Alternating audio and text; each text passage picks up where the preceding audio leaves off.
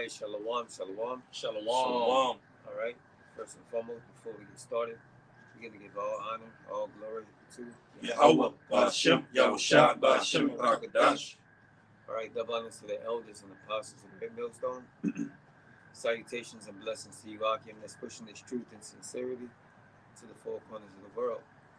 Right? Shalom. Shalom. Shalom. We GMS Lafayette Saints. GMS Louisiana Saints of the Lafayette branch.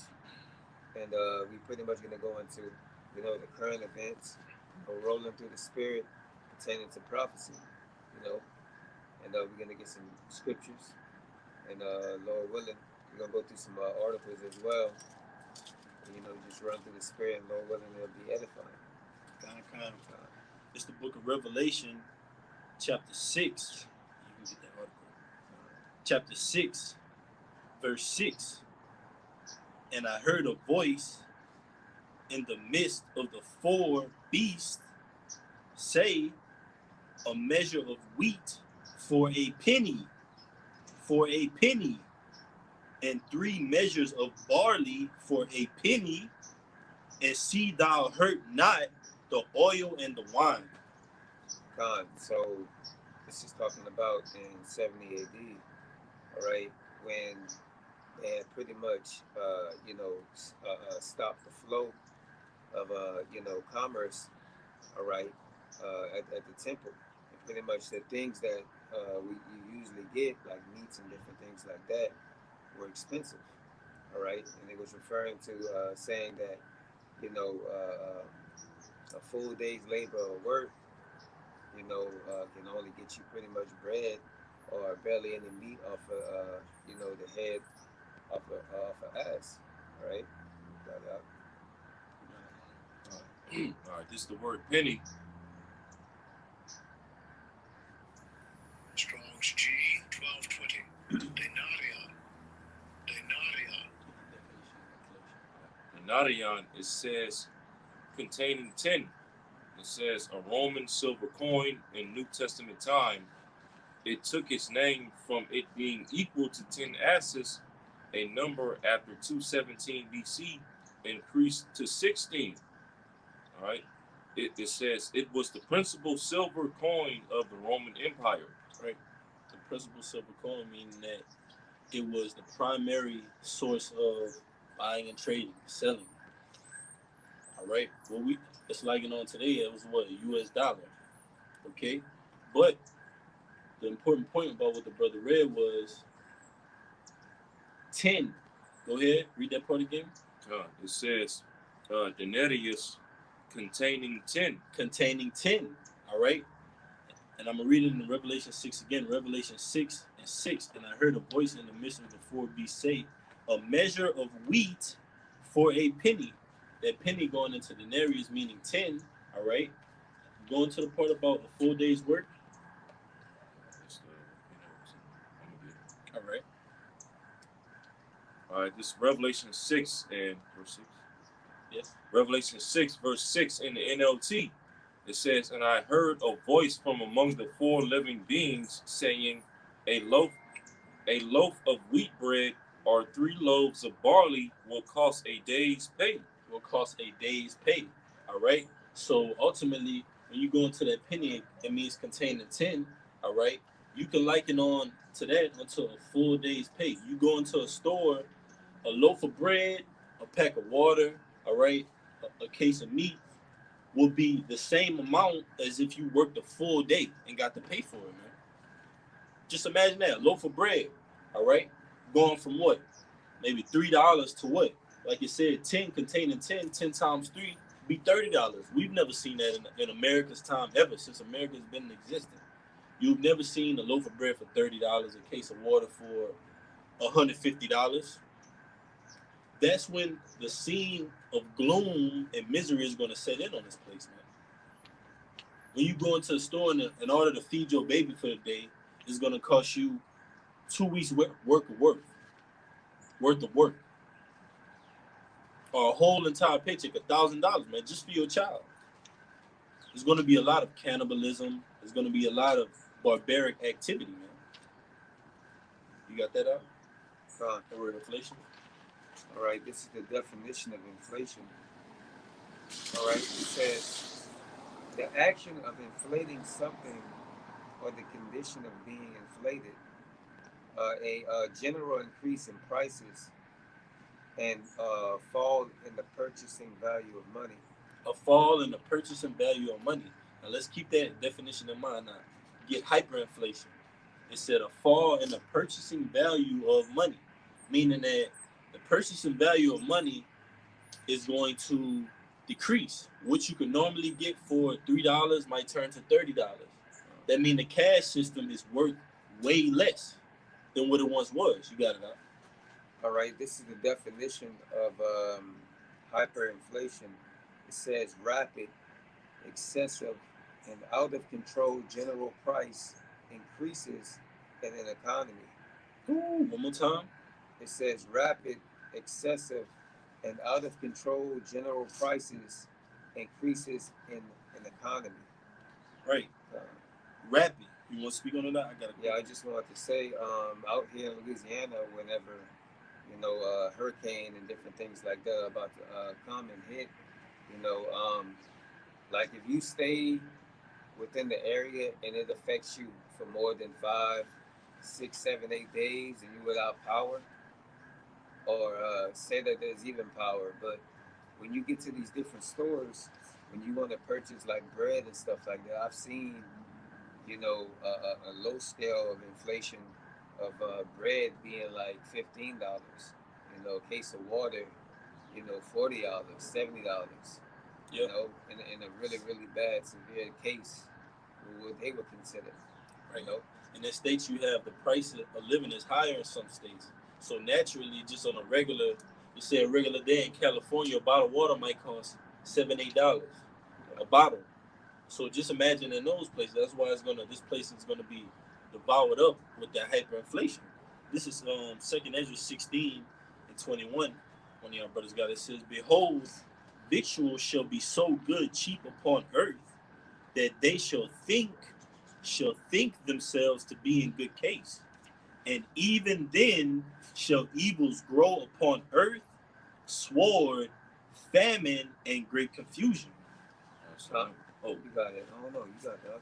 the water. Yeah, so people are going to think themselves to be in good case because they're going to see certain things are, cheap at the moment in the midst of hyperinflation. But, it's all going to be, the beginning of sorrows because soon after that, okay, soon you're going to see, famine arise. People are going to be killing each other with a sword, guns, stabbing each other up. All right, all these different things, okay, all for, all because, there's a lack of bread in the streets, in these stores and whatnot. People are going to be busting into each other's houses, killing up the owner of the house, killing up all the family members of that house, the children, and so on and so forth, to get whatever they need to make it to the next day, you know. It says, I'm gonna read the letter in, and even then shall evils grow upon earth, sword, famine, and great confusion. It says, for many of them that dwell upon earth shall perish of famine, and the other that escape the hunger shall the sword destroy. And so a lot of people are going to die from hunger and starvation, famine, and even those that by any chance are going to be able to survive. Okay, the famine and the hunger. These people that have food and water and stuff like that stocked up. Okay, they're going to perish by the sword because eventually people are going to break into their bunkers or their pantries or wherever they have all these things stocked up at, and they're going to put them to death. Right in their own home. Okay, these are the times that we're getting ready to come into. When Jacob trouble hit. So pretty much the Lord is making it to where the only way to survive through those times is if you got the Holy Spirit on you, and ultimately if you're covered by the blood of Yahweh, in which only the elect, fall under those two categories. Lord willing, we be of that number.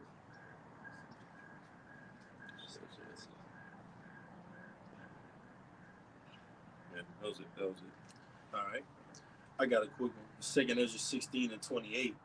It says, for of a city there shall be 10 left, and 2 of the field, which shall hide themselves in the thick groves and in the clefts of the rocks. As in an orchard of olives, upon every tree there are three left or four olives.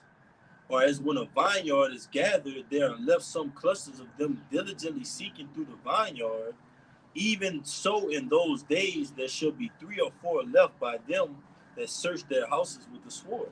And that's what's going to happen. You're going to have people in the cities. You're going to have people in the so-called wilderness, the so-called country area, all right, abiding amongst the cliffs of the rocks, thinking that, oh, well, since we're so far off from where the danger is happening, we're going to be safe. But even then, evil shall grow upon the earth. There's even going to be killings amongst them because you have people that are actually prepping for these times, man. Doomsday preppers that are mapping out certain areas where they have to go at or where they can go at in their minds and say, okay, well, this is the area where least population will be at. But they're thinking that least population will be there, but little do they know they got 20 other doomsday preppers thinking the same thing.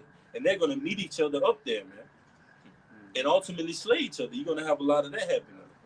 And it's just going to trickle down till it gets to the city, man. And then the city is going to be just all out pandemonium and turmoil, man. All right? Like your favorite scene in The Purge, your favorite scene in Mad Max, The Road Warrior, man. The apocalyptic setting that you love to watch, it's actually going to come to life, man. But the latter end it says, by them that search their houses with the sword. That's right, man. Searching their houses with the sword, with the weapon, man. All right? Whether that be your literal house that you dwell in, or your camper, your vehicle, all right, your tent, wherever you land your actual dwelling in, man, it's going to be searched, man. You're going to get carjacked, all right? You're going to get tent jacked, suitcase jacked, what else? Bag jacked, bike jacked, all that, man. We're coming to the end of all that, man. This is the Most High's movie, and us as the elect. We're merely like you see your weatherman. The weatherman, the weather changed. The weatherman is on it. He's on everything. How the weather's moving, emotions, predictions, and all that. That's how we are through the Spirit, man. We're on everything. So we're waiting for the Lord to deliver us from all this hell that we're speaking of. We're speaking of this hell to warn, but ultimately we want deliverance from these things, man. We're working out our own salvation behind the camera, man. When these lights go off, when the curtains close, man, we're really living this. You got it now.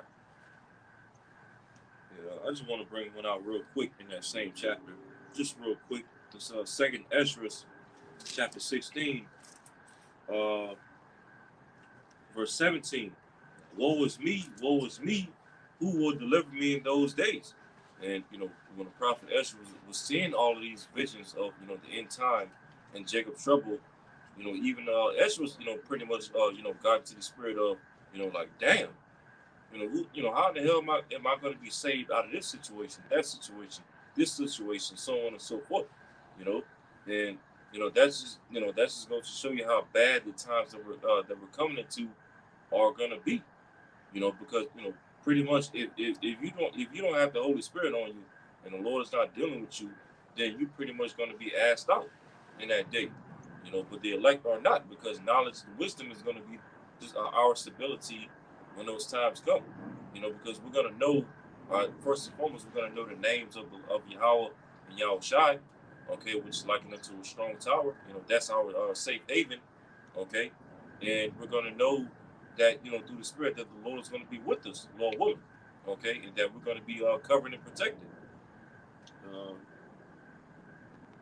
Verse 18, 2 Ezra 16 and 18, the beginning of sorrows and great mournings. Hey, so when Jacob's trouble hit, that's just going to be the beginning, because you would think right now, the world is bad right now. Just wait until when all hell breaks loose. It says the beginning of sorrows and great mournings, the beginning of famine and great death. You'll see that word great twice in the scripture. Okay, it says the beginning of wars and the powers shall stand in fear, the beginning of evils. What shall I do when these evils shall come? So hey, it's going to be the beginning of a lot of great, bad things taking place on earth. Okay, and we as the hopeful elect, we know what we're going to do when those evils come, and that's call upon the name of Yahweh Shema Shai and pray to the Lord to protect us from these evils. That's it. Okay, I got one right here. Then I'm gonna bring out that article that I have. This is Second Ezra 15:17. It says, "A man shall desire to go into a city and shall not be able," and that's talking pretty much about Jacob's trouble, all the things that the brother Manya was just not kind of speaking on. Pretty much martial law, sedition amongst men, people fighting each other with the sword. It's not going to be smart to go into the city. So that's why men are going to fear. They're going to fear for their lives. It says, verse 18, "For because of their pride, their city shall be troubled, and their houses shall be destroyed, and men shall be afraid." So because of their pride, because they didn't want to hearken, they didn't want to listen to the prophets, they scoffed and had their proud looks and so forth and so on, man. Their cities are going to be troubled and their houses are going to be destroyed because of it. And it says men shall be afraid. If men are going to be afraid, we're more, women and the children, man. You know, That's right, brother. it says, "A man shall have no pity upon his neighbor, but shall destroy their houses with the sword and spoil their goods, because there is a lack of bread and for great tribulation." You know, destroy, spoil their goods, man. What people would call, necessities like, uh, toilet paper, you know, women that would Yeah. need their, Toilet paper, tampons, toothpaste, toothbrush, deodorant, shampoo, soap. That's right. Water, Vitamins, different things like that. Even during the time of the pandemic, what people were doing, they were buying up all kind of, herbs and different things like that. Toilet paper. Yeah. They had a shortage on toilet paper. That was went viral at one time during the pandemic. You got it now. Yeah. It says, it says because of the lack of bread, the great tribulation for the lack of bread, man. Daily bread and actual, bread at which you eat, food, you know. And it says for great tribulation, trying and troubling times, you know. Yeah. And once again, that goes that word great again. So hey, we coming into some great, great evil, great evil trouble sometimes. Yeah, I got you one up. Just banging y'all brothers up. This is the word famine from Zondervan Bible Dictionary. It's the word famine, okay? It says famine, quotations, famine, hunger, want of food. In ancient times in Palestine and Egypt, famines were frequent, produced by one, want of rainfall in due season, two, destructive hailstorms and rain out of season, three, destruction of crops by locusts and caterpillars, and four, the cutting off of food supplies by a siege. By a siege. And the brother alluded to 70 AD earlier, right? And these times that we're living in are going to be 70 AD on steroids, all right? Like the siege of Jerusalem, siege of Masada, all right? You had cannibalism, you had vast hunger going out through the kingdom, all right? And ultimately it led to what? More and more evils, man, until that kingdom was destroyed and overthrown, man, all right? But it says famines are sometimes said to be sent as punishments, and sometimes they are threatened as such. And this is the point. It says a special tav, that M word, a special tav of Yahweh Ba'ashem Yahushua's favor and power is to be preserved in time of famine. It says a special tav, that M word, of the Most High's favor and power is to be preserved in time of famine. So if we're preserved in that time with all these things that are happening, it's safe to say we got that time, man. We got that exemption. All right, we're the elect. When we see all these things happening and we're not affrighted by them, we're not afraid, and we're just keeping that stable mindset, that's alluding to us being written in the book of life. But it says, the letter N, it says, sometimes the word famine is used in a figurative sense, as when Amos says that the Most High will send a famine of hearing the words of the Lord. You see? And that's how the Most High speaks unto us in parables, man. You got famine is also used in a figurative sense, like the brother alluded to earlier. Your brother was going into the famine of the word. All right? That's famine being used in a figurative sense. Literally, it's not going to be a famine of something that you can actually grab and put inside your body, all right, and nourish, so-called nourish you, but it's going to be spiritual, something that you've heard that's have been going out, man. That line, you got it, bro. I got one backing you up, huh? This is Isaiah 55 and 13. It says, Therefore, thus saith the Lord, Behold, my servant shall eat, but ye shall be hungry. And going into the brother definition of, famine, it says, Behold, my servant shall eat, but you shall be hungry. You know, we're going to be spiritual eating in that time because, we will have the scriptures, within our mind, within our thoughts, to keep us stable, to keep on pushing on and enduring, and as well as eating physically, man. Finding food. The brothers is bringing out how you have these different, people that have these doomsday preppers, man. They stock up on all kind of different type of foods and things like that. Those different things that they're saving is for the elect. It says, "Behold, my servant shall drink, but ye shall be thirsty." See, that also goes into spiritual and physical drink. It says, "Behold, my servant shall rejoice, but ye shall be ashamed." So we're gonna rejoice because we're gonna have the word, and because we're gonna be getting spiritually and physically fed.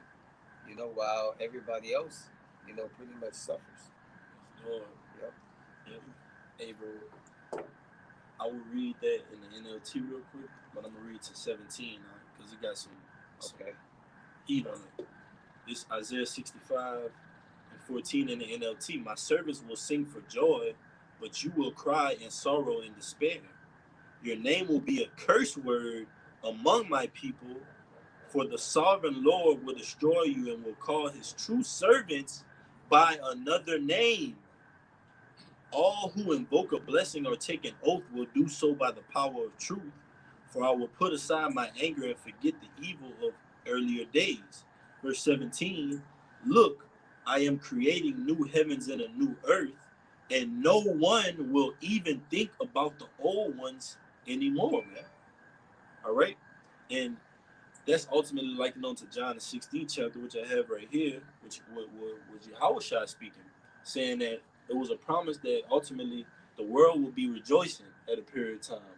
The world will be getting over us. The world will be winning, catching all the good side of this world we live in. But ultimately, our sorrow will be turned into laughter. All right, knowing that we built up something that couldn't be seen by them while they were indulging in the things that were visible unto them.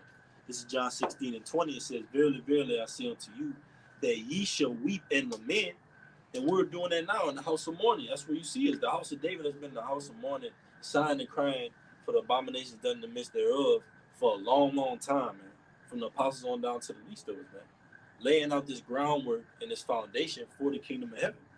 But it says, and the world shall rejoice in the time, as in the days of Noah, man. The world is rejoicing. They're getting over. They happy because they winning the lotteries, or they just flourishing on a job, or they getting the best benefits in the society. Whatever they may be, they dwell in that in pride. And we're here sitting back and saying, man, we see them winning, but we're still in the house of mourning, knowing that this place is going to be turned to dust, ashes, man. All right, our people are going to be persecuted on the streets. So that's the lot of a wise man. But the end says, "And ye shall be sorrowful, but your sorrow shall be turned into joy, man." Our sorrow being turned into joy. We're in that season right now, man. All right, we don't know the exact day, the exact millisecond that the Lord is going to crack those clouds, but we know we're in the seasons for it, man. We're in the season right now for deliverance, man. All right, for the Lord to give us spiritual powers, because we see death, destruction, famine, all those things are knocking at the door of this place, man. Knocking at the door. And that door is going to open onto all those things, man. All right? and ultimately destroying this place and overcoming it and delivering the Lord's elect. That was it. That was it. You had I got Deuteronomy 28, and even though this is going into the curses, but I want to apply the scripture that I'm about to read to the topic that we're going into right now. All right, Deuteronomy 28, and I'm gonna start at verse 54. It says, "So that the man that is tender among you and very delicate, his eye shall be evil toward his brother, and toward the wife of his bosom, and toward the remnant of his children, which he shall leave." All right, verse 55. "So that he will not give to any of them of the flesh of his children, whom he shall eat, because he hath nothing left him, left him in the siege." All right, the siege. The brothers was going into the example of 70 A.D. How Esau Edom, laid siege around Jerusalem and slaughtered many of our people back in 70 A.D. All right, and took down the temple. It says, "Because he had nothing left in him in the siege and in the straitness, wherewith thine enemies shall distress thee in all thy gates." And even though this is in the curses, and a lot of this has been fulfilled, in various times throughout history. When the ancient Babylonians came and sacked the first temple, when the Romans came and sacked the second temple in 70 A.D. Well, this is getting ready to happen all over again. Okay, because going back to the brother Amos's precept earlier in 2 Ezra 15, where it talks about they should be invading one another. Basically men are going to be breaking into each other's houses, stealing their food and killing them with the sword for lack of bread and tribulation. Well, you best believe a lot of these jakes are going to be fulfilling that prophecy, all right, on steroids when Jacob's trouble come to pass.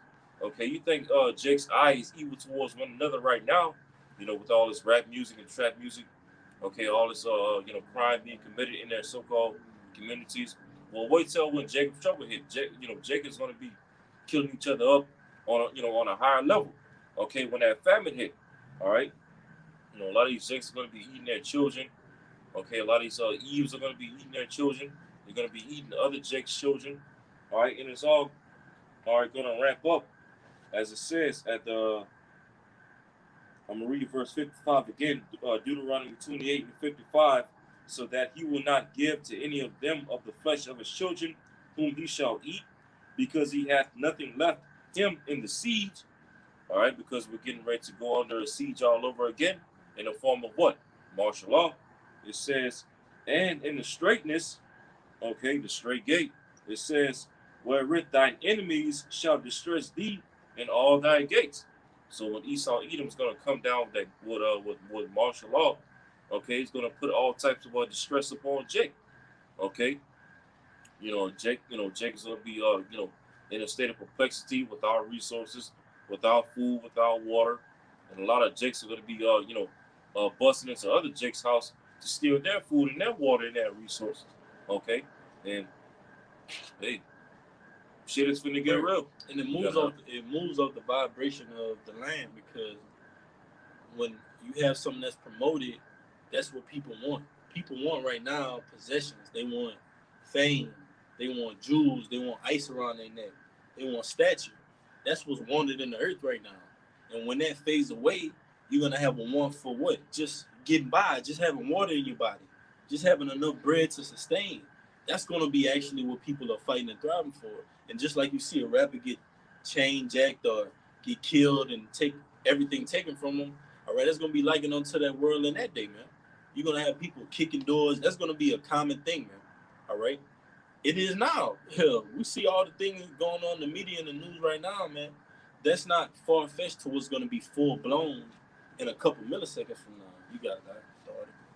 yeah. This is a article by Boston, and it's titled "This Holiday Season, the Poor Buckle Under Inflation as the Rich Spend." All right, the New York Times, and it says November has been busier than expected at the Longham Hotel in Boston as luxury travelers booked rooms to flush suites and hold meetings and gold conference rooms. Those are pretty much like the, gold trimming and all the other things like that.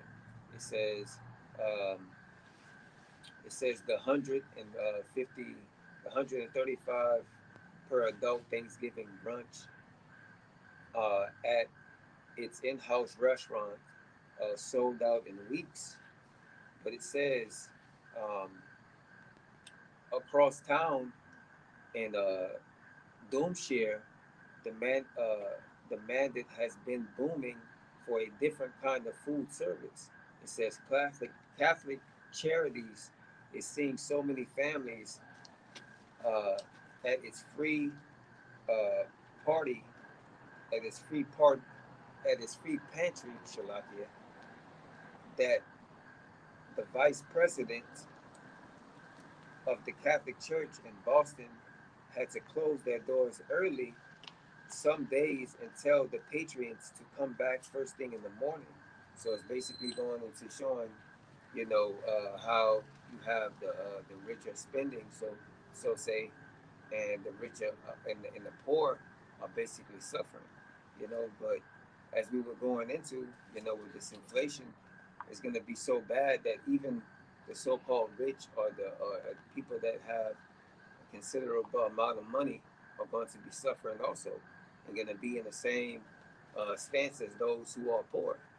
It continues to say, um, it says Saturday morning before Thanksgiving, patrons waiting for free turkeys began in line at the street at 4 a.m., more than 4 hours before the pantry opened. And that's just showing that, there's many families out there. There's a majority of people suffering than people who, pretty much has money, because of the pandemic.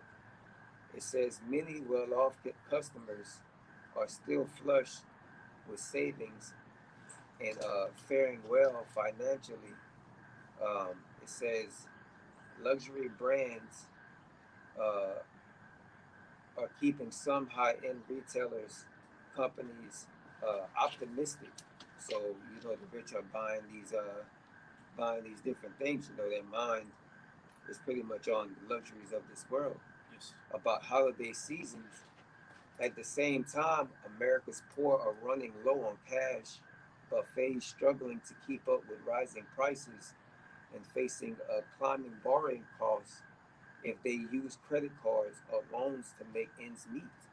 So even within like the holidays, right?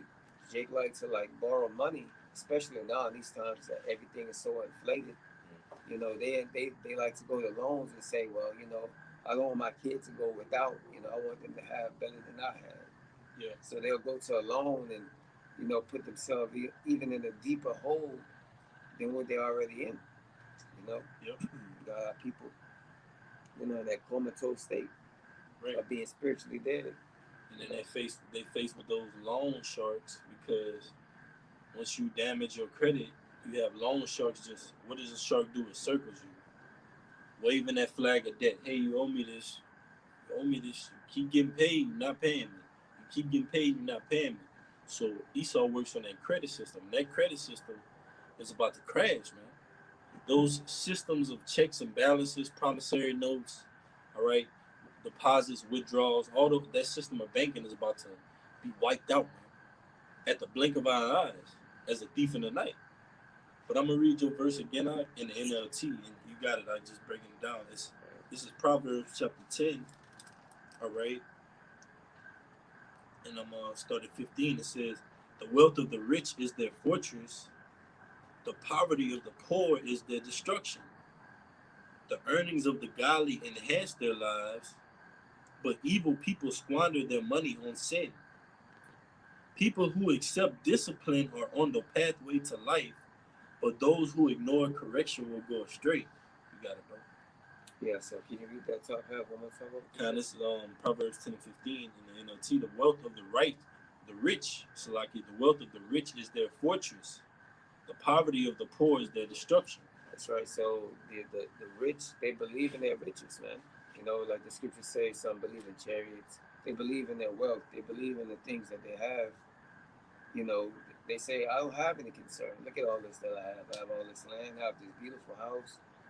The You know, I have, fatness of the earth. yeah, I have millions in my bank account. I got I got pantries full of food, of canned goods. You know, they think themselves to be in a good case. Uh, while what the poor is destroyed, man. Is oppressed. You know, barely making ends meet. And what that's going to result to, when we was going into before, is what those riots, man. You know, they're going to be going. The poor of the people are going to be going into these rich areas, man. These people that got a whole lot of money, that's where they're going to be fluctuating to, man, because they know you have it. You know. So yeah, man. But I got one, con, but just to make a point to back up your point, that's why it goes into in the book of Job, the 20th chapter. You know, every hand of the wicked shall be upon him. Which when you go into that word wicked in Job the 20th chapter, it goes into a workman, laborer. So a lot of these so-called middle class, working class people that are in straits right now, financial hardships, having to take out loans and apply for a credit card line just to be able to afford food and basic necessities and things like that. Eventually, when they undergo too much financial hardships, as well as not being able to pay back all the credit that they owe, eventually they're going to be going into those rich neighborhoods like the brother just brought out. They're going to be bucking up against their government, all right, which goes into the sedition, and they're going to take matters into their own hands. They're going to be taking out all of their frustrations because these people, they know that they're being screwed by the higher ups anyway. They know that all these things that's going on, with the economy and all of that is all being done on purpose. Anyway, here it is over this last year. Every 3 or 4 months or so, you have the Federal Reserve, bumping up the interest rates, something like that. Okay, all in the name of fighting inflation and making the inflation go down and this, that, and the third.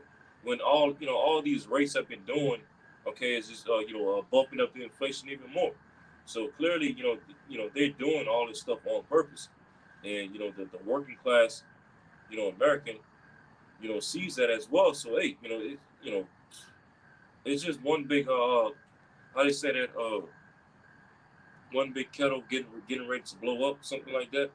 This whole thing is getting ready to blow up. All right, and hey, a lot of these people are gonna lose it when that famine hit, as well as when they lose their jobs, when they lose their money, and all these different things. Okay, and all this stuff is all being done by design. Everyone's got it. You got it, Amos. bear with me just for 1 second. All right, yeah, this is Matthew 24 and 30. Matthew 24 and 38. It says, "For in the day," it says, "For as in the days that were before the flood, they were eating and drinking and marrying and giving in marriage until the day that Noah entered into the ark." All right,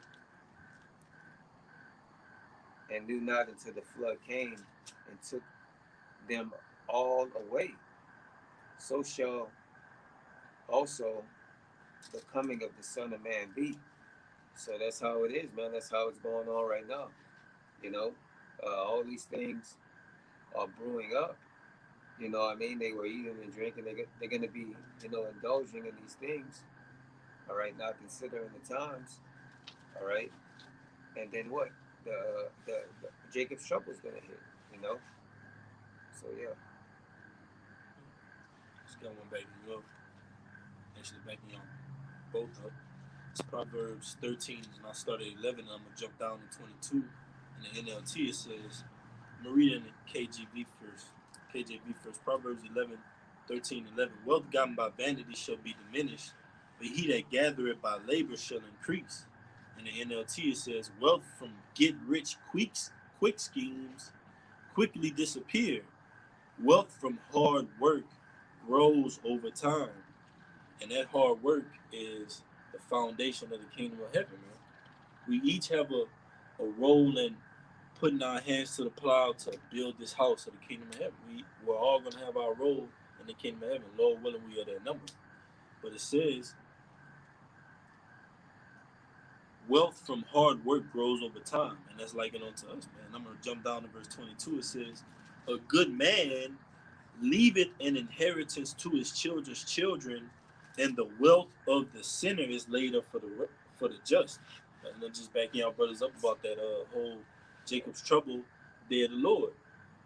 These doomsday preppers, these rich men, all right, Esau digging down the hill in those underground bunkers, dig it up to the heavens, all right, NASA, all right, his gift is with the dew of the heavens, all right, but ultimately, those things are going to be made to naught in the sight of the entire universe, man, all right, but it says, and the wealth of the sinner is laid up for the just, man, that transgressor, man, it's going to be laid up for us. And the Lord said, we're going to laugh in that day, so we're going to be fed in that day. So you laying up all that food, all those resources to be so-called protected, Most High is going to let his men of the Lord stumble upon that, man. And we're going to be full. You got it, bro. I got a quick proverb. This is Proverbs 28, verse 22. It says, he that hasteth to be rich hath an evil eye, and considereth not that poverty shall come upon him. So, all these people in the world, these YouTubers, these so-called influencers, entrepreneurs, and all this other stuff, especially those amongst our people that's into these different fields and whatnot. It says that if you hasten to be rich, meaning if you're trying to, if you're thinking about, right, trying to, make six figures within the next year or so, okay, trying to get rich and all these things, you have no consideration that poverty is getting ready to hit you possibly within the next 6 to 12 months, okay, and if not that, then very very soon, because look at the direction that this economy is going. We're getting ready to enter into a recession, okay, and that recession is getting ready to lead into a depression, all right, hyperinflation, famine, all right, fuel shortages, diesel shortages, and all these different things. All right, poverty is getting ready to, to sweep over the majority of not only this country here in America, Babylon the Great, but this whole entire world. And so, the ones of our people that's all in this mentality of trying to get the bag, all right, trying to upstart your business, all right, or all these different things. You're gonna go straight into poverty when Jacob's trouble hit. Yeah. And real quick, this is the same scripture in the NLT. Proverbs 28, verse 22 in the NLT, greedy people try to get rich quick, but don't realize they're headed for poverty. You know, so all you jakes out there and all you people in general, really, but this message is mainly aimed towards you jakes, you so-called Negroes, Latinos, and Native Americans.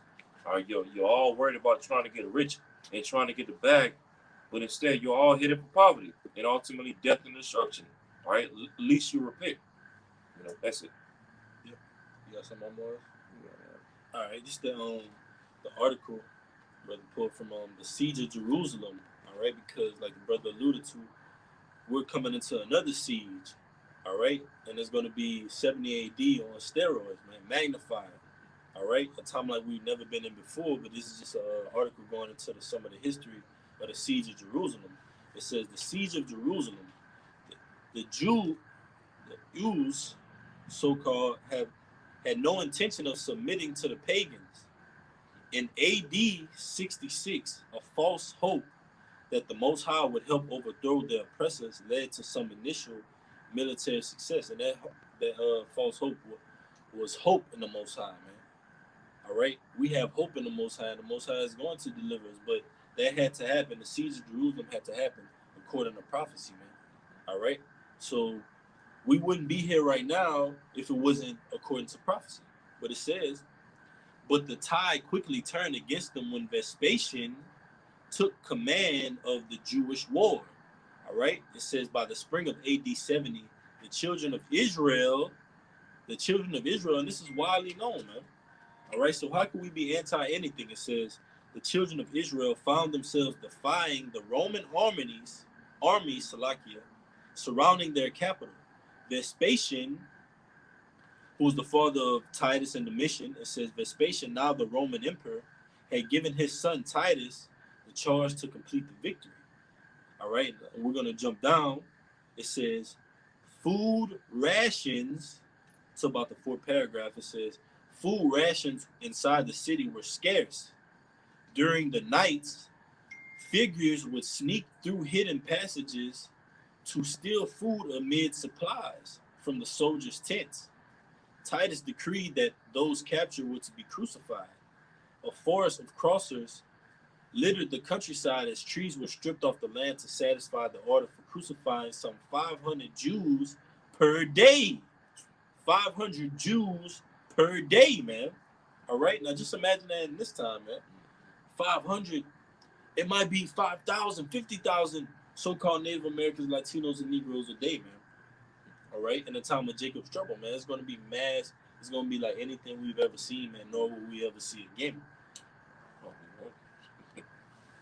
You got that? Speak on that. Hey, like, just going into what the brother just brought out about some facts on 70 AD, as well as, the time of Jacob's trouble. Like, when you think about it, like, when you really, like, wrap your mind around, like, all the stuff that we're getting ready to witness when Jacob's trouble hit, like, once we get, go through all this stuff, we gonna need new bodies after that. Because, like, you gotta think about it. We about to head into, like some serious traumatizing times. PTSD, all that, bro. Yeah. Seeing like some of our family members put to death, at point blank range, children, okay, things like that. Like after all that, we gonna need those new bodies, because just imagine like if we go through all those things, and then we still have to go through another period of being in this flesh, and stuff like that. Like we won't be able to like bear all that stuff mentally. Like your brother said, we're gonna have be having like serious PTSD, flashbacks, all this stuff. So hey, shell shock, whatever you want to call it, man. Shell shock. All right, we're gonna be purified, and that's a part of us being tried as gold, man. Gold has to go through certain conditions, certain environments to make sure that is that gold really gold, or is that wood, or is that stone? That's how the Lord is likening it unto us, man. We're gonna make sure you gold, son. We don't deal with that wood, that stone, man, that clay. No, none of that. You're gonna be tried and purified to the fullest extent, man. And we gotta come to that realization, like the brother was saying. Once you wrap your mind around it, you realize that this test is not for many.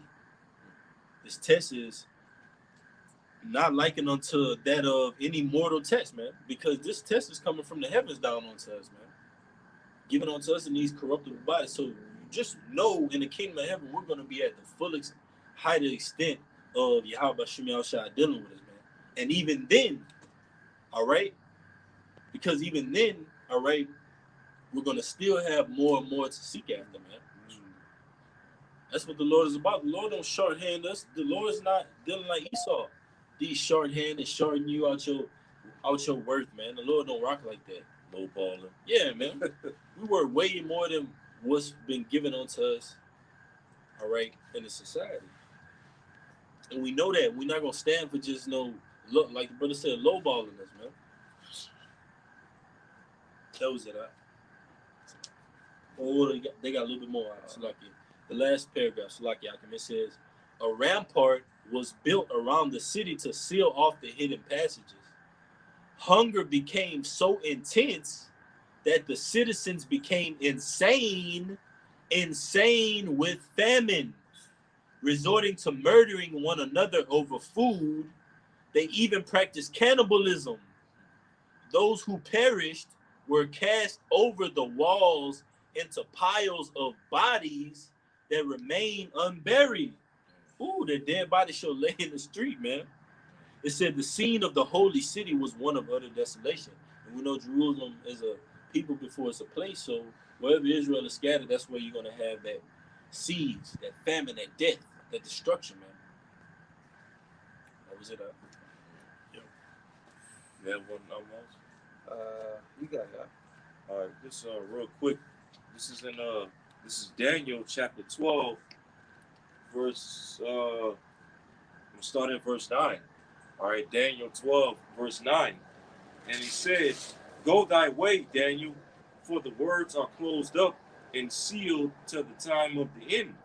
Verse 10, "Many shall be purified and made white and tried." Okay, "But the wicked shall do wickedly, and none of the wicked shall understand, but the wise shall understand."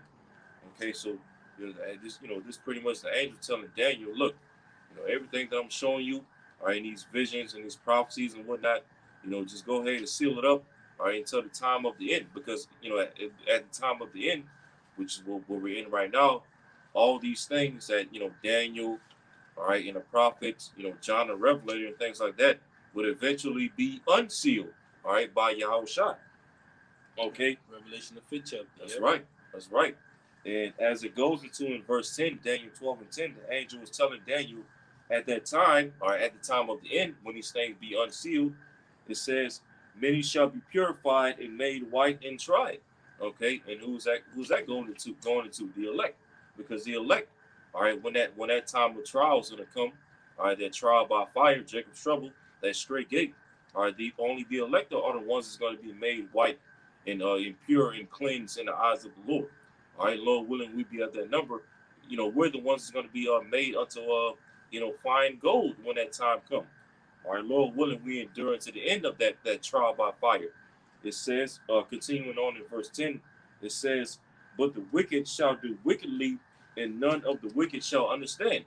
And why would none of the wicked understand when these times of trouble come? All right, because they're not going to understand that that all these things are going to happen ultimately because of a higher power. Yahweh Shema Shai, bringing judgment upon the world, punishing the world, like it says in Isaiah 13.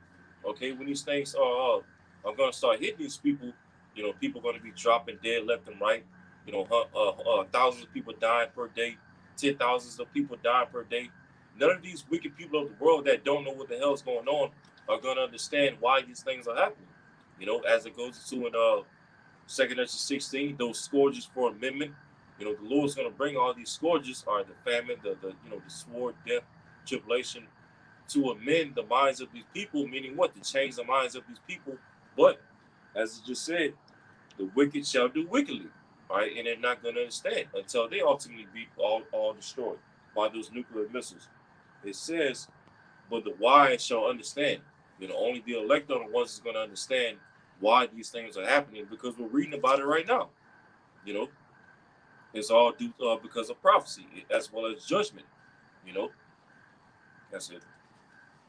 I got you one. I just backing you up, and then just backing up that Revelation the 6th chapter.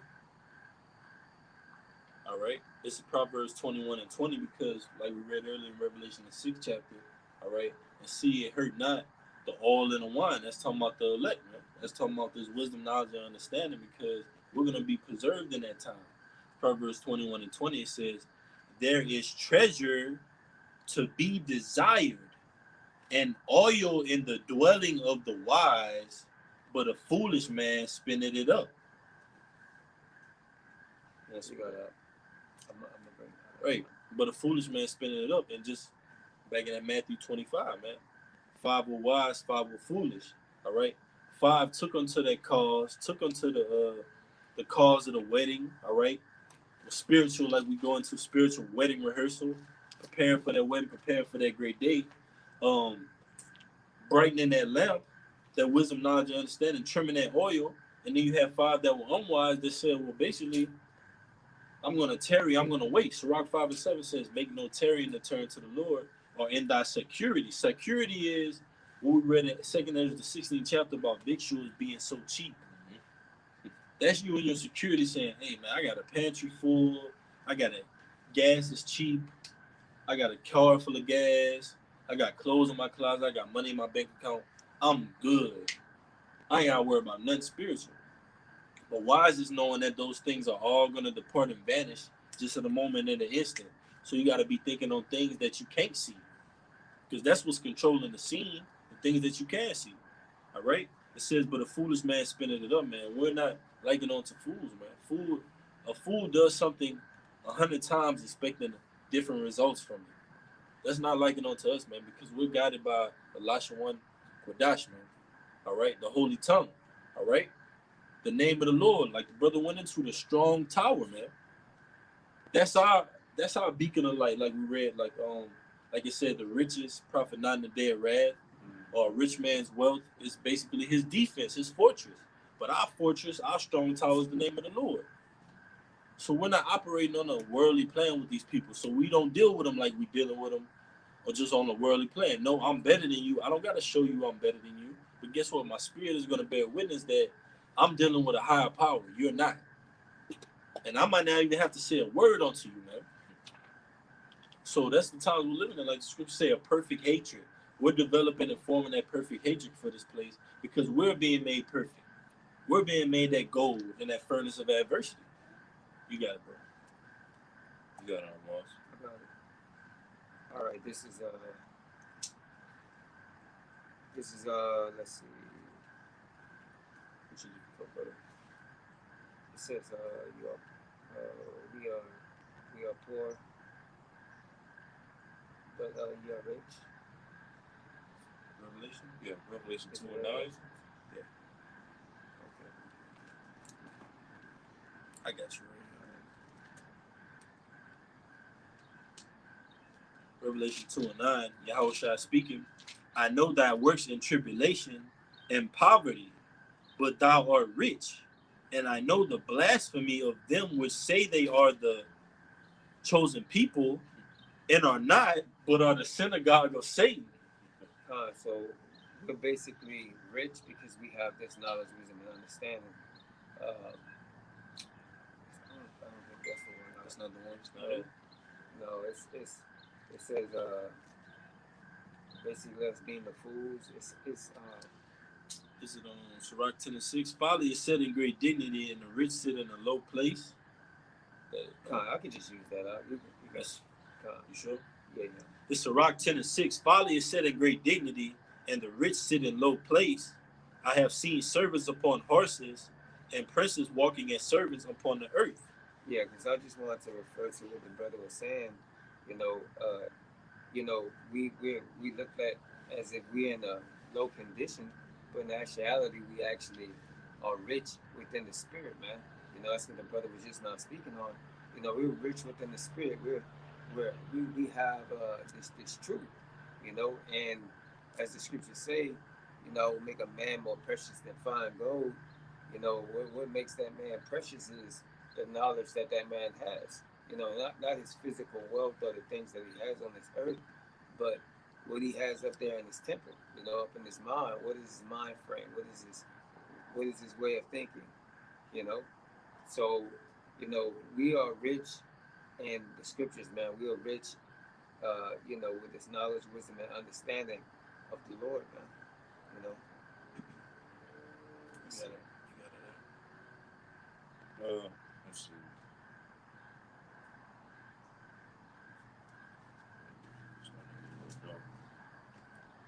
This this is second Ezra chapter 16, and you find a precept, the one that you was looking it's one of them, but it's not it. But you got it, dog. for. The second Ezra chapter 16, and I'll just start at 68. All right, second Ezra 16, verse 68. For behold, the burning wrath of a great multitude is kindled over you. All right, what is that? That burning wrath. All right, Esau, Edom coming down with that great wrath. All right, because you know that he had but a short time left. It says, and they shall take away certain of you and feed you, being idle with things offered unto idols. You know, so we know that Esau, Edom is going to take away certain of the elect. As it says in Revelation 2 and 10, the devil shall cast some of you into prison. All right, not half of us into prison, not the majority of us into prison, and damn sure not all of us into prison. Get that word some on. I got you. All right, but you know he's only going to be able to get his hands on some of us. All right, you know, and offer us with things offered unto idols, which is what ultimately that charagma. But we know the elect are going to stand tall and not bow the knee, and ultimately, if it come to pass, are going to give up their lives for not bowing the knee to this beast system or its image or its prerogative. You got something? Yep. It's the word some that says at least a small amount or number of people or things. Right. So he's only going to get his hands on a small amount of us. Okay, because the Lord is ultimately going to protect his elect. Even though some of us are going to have to die and be martyrs for this truth, but even with that, as it goes into Revelation 14, their works shall follow them. Those that die for the Lord, all of their works and their labors that they've put in on this side, okay, they're going to be rewarded when they get up in the spirit world. Right. And that's why the Most High says He's not unrighteous to forget your works and your labor of love. Because just like you'll have an entertainer, somebody that plays basketball, an actor, they'll die in this society, right? And they'll pass away, and they'll have a estate which is still getting their money. The people still getting the money when they pass away. Just imagine the kingdom of heaven in righteousness. We're going to get all of our just reward for all of our works, now and our past reincarnations, because we stand in our lots in these latter days, man. Because like the book of Job says, in our flesh, we long for to see Yahweh Shem Yahushua, man. That's the joy that we wait for, man, long for. Because we know if we be of this lineage, we're destined to receive that joy, to see the Father, man, for Him to be on our side forever. Like they say, on the right side of justice. Boy, you got caught on the wrong side of justice, wrong side of the law. We on the right side of the law, man. We on the right side of justice. That sheriff that you hear those clackles clacking, you don't even got to see him. You hear the clackles, you hear him loosening up, tightening up his belt because he's about to give some judgment. Yeah, man, that shit how was shot, man. That's our sheriff. That's our counselor. And we long for him. We thirst for him, man, because we thirst for this word. So therefore, we thirst for the Father. I don't know. It's kind of buffering. That was it. Yeah. God. You got something up? You go ahead, man. Yeah, still have some more. Back in 2 Ezra 16 and verse 69, and they that consent unto them shall be had in derision and in reproach and trodden underfoot. Yeah, those of our people that's going to consent to this beast system, that's going to bow the knee and take the charagma. Okay, they're all going to be had in derision, or made a mockery of by the prophets. Okay, and ultimately the Lord is going to trot them underfoot. All right, because they're selling out for things that the Lord has already promised for them anyway. All right, if they remain faithful. But 2/3 of our people, they don't have any faith in the Lord. They just have faith in Esau, Edom. Esau is their God. But it says, verse 70, for there shall be in every place and in the next cities a great insurrection upon those that fear the Lord. Okay, so there's going to be a great uprising against those of us that fear the Lord. All right, the elect. Okay, it says, verse 71, they shall be like mad men, sparing none, but still spoiling and destroying those that fear the Lord. A lot of people are going to be persecuting us for this word and this testimony that we preach throughout the four corners of the earth.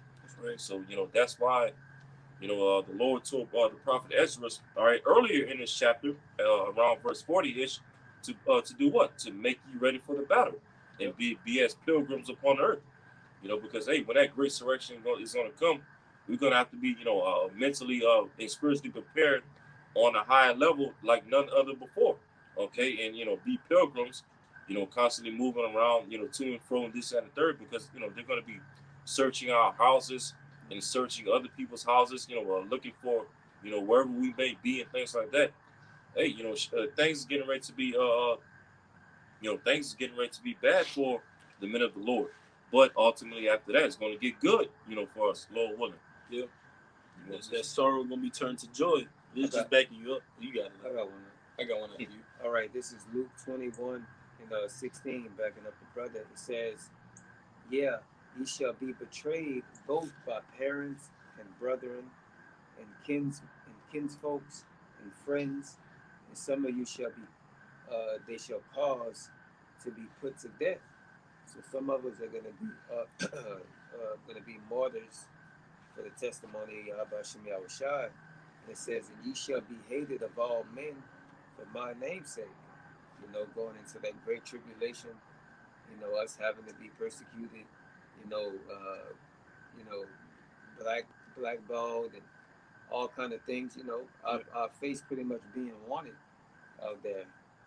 And it says, but they shall not, it says, but there shall not a hair on your head perish. So some of us are going to endure to the end and be saved. We're going to be preserved to the end and be saved. It says, in your patience, possess ye your souls. So in our sufferings, possess ye our souls. We're going to have to suffer, be patient, and wait for the Lord to deliver us, whether it be by, an angel or the Lord giving us spiritual power, so forth and so on. Yeah, just going back and my brothers up. Romans 11:2. The Most High had not cast away his people, which he foreknew. Will ye say what the scripture saith of Elias? How he maketh intercession to the Most High against Israel, saying, quoting First Kings, it says, Lord, they have killed thy prophets and dig down thy altars, and I am left alone, and they seek my life. But what said the answer of the Most High unto him? I have reserved to myself 7,000 men who have not bowed the knee to the image of Baal, man.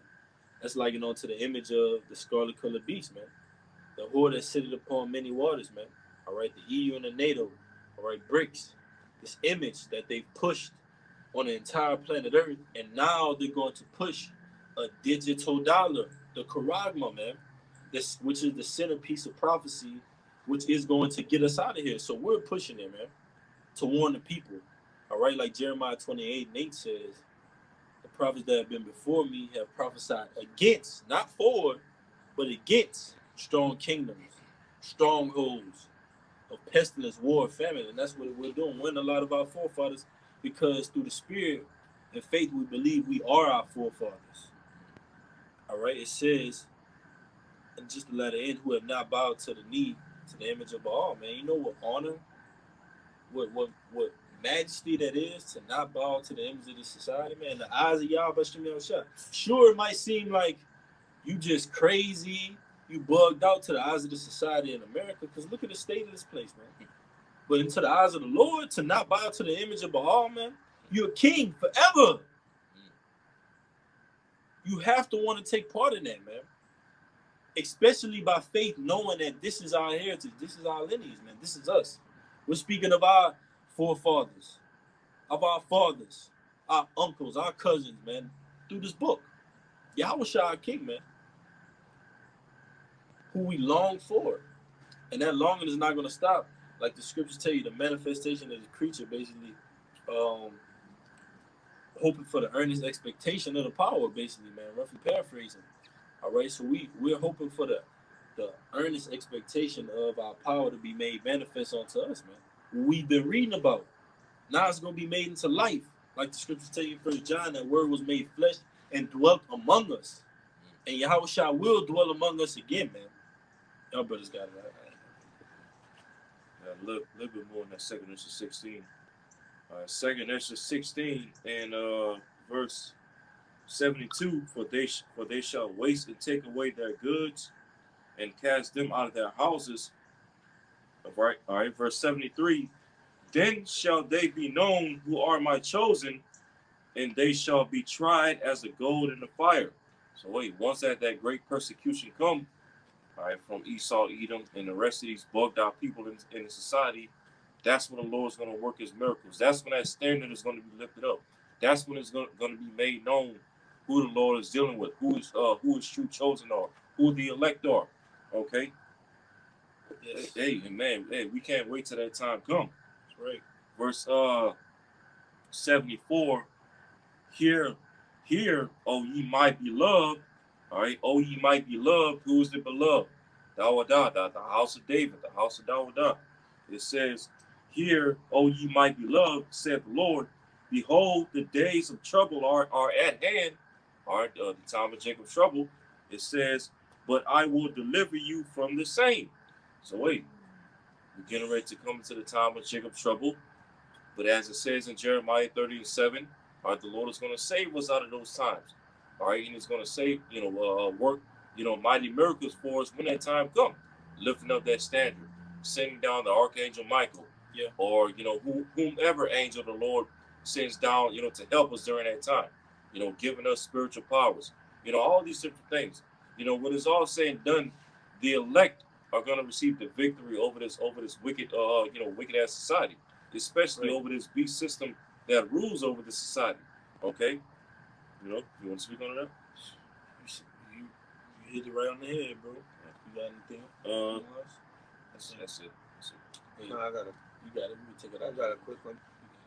All right, this is First Peter 4:18, and it says, "And the righteous,